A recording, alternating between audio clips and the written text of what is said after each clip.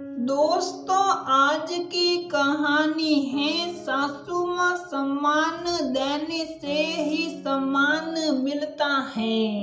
दोस्तों, कहानी शुरू करने से पहले अगर आपने हमारे चैनल को सब्सक्राइब नहीं किया है तो सब्सक्राइब कर लीजिए ताकि आपके पास पहुंचे हर नया वीडियो।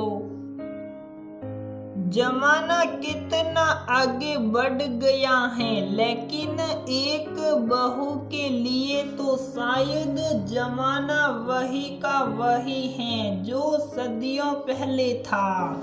उसके आ जाने पर परिवार के सदस्यों का घर के कामों से तो जैसे रिटायरमेंट हो जाता है, बस कुछ ऐसा ही हाल श्रेया के ससुराल में था। उसकी सासू माँ के स्वास्थ्य में कोई कमी नहीं थी। उम्र का असर उनसे कोसों दूर था। देखने में श्रेया की बिल्कुल बड़ी बहन के जैसी लगती, पर मजाल है कि घर की एक किसी काम को भी हाथ लगा दे। छोटी ननद का भी यही हाल था। जब देखो तब स्मार्टफोन पर चिपकी रहती या फिर टीवी पर कोई ना कोई सीरियल या मूवी देखती रहती। सब अपने अपनी दुनिया में मसरूफ थे। श्रेया के प्रति किसी को भी जरा सी सहानुभूति नहीं थी। फिर भी श्रेया घर के कामों को अपना फर्ज समझकर बखूबी हंसी खुशी करती रहती, लेकिन उसे तब दुख लगता जब उसे अपने लिए कोई भी कार्य करने की आजादी नहीं मिलती।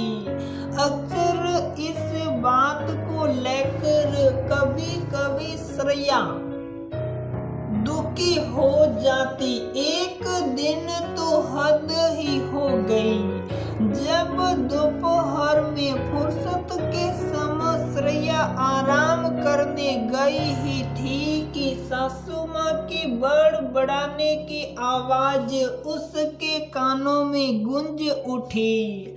बहुत ही जोर से चिल्लाकर बोला जा रहा था कि महारानी को तो घर के काम धाम से कोई लेना देना नहीं, जब देखो तब आराम फरमाती रहती है। श्रेया को तो जैसे मानो काटो तो खून नहीं। आज उसके मन में विद्रोह की तरंगे प्रवाहित होने लगी और उसका मन भी सिक उठा। ना चाहते हुए भी क्रोध में आकर उसने सासू माँ से कहा कि अब जमाना बदल गया है। अपने आत्म सम्मान के लिए हर नारी जागरूक हो गई है। जब घर के सभी सदस्यों के लिए ये समय आराम का है तो फिर मेरे लिए क्यों नहीं। घर के सदस्यों में अब मैं भी शामिल हूँ और घर के किसी एक सदस्य के साथ इतना भेदभाव आप कैसे कर सकती हैं। हर वक्त मैं ही तो घर का सारा काम करती हूँ, ना तो आप और ना ही छोटी कोई काम में हाथ बटाते। सारा दिन काम करने के बाद मुझे ये सुनने मिले, ये मैं बर्दाश्त नहीं कर सकती। आखिर घर के काम सबके हैं और सबको बराबरी से सहयोग प्रदान करना चाहिए। सम्मान देने से ही सम्मान मिलता है। ऐसा ना हो कि आपके इस प्रकार दुर्व्यवहार करने से मेरे मन से आप सभी के प्रति जो सम्मान है वह ना रहे। श्रेया का इतना कहना हुआ कि घर में तो मानो जैसे तूफान आ गया हो। सभी बहिष्कार पर उतर आए। घर में घोषणा कर दी गई कि आज से श्रेया के हाथ का बना खाना कोई नहीं खाएगा और श्रेया के हाथ से एक गिलास पानी तक नहीं पिएगा। इस तरह के व्यवहार से श्रेया बहुत दुखी हो गई। उसने भी परिवार के सदस्यों को मनाने की कोशिश नहीं की। वह भी तो तंग आ गई थी रोज रोज के तानों से। आखिर वह कोई गलत काम तो नहीं कर रही थी। आखिर वह भी तो सम्मान की हकदार थी। जब एक लड़की अपना घर परिवार अपने माता पिता छोड़कर दूसरे परिवार में आती है तो उसके भी कुछ सपने होते हैं और अपनेपन की आस उसकी आंखों में सदैव रहती है।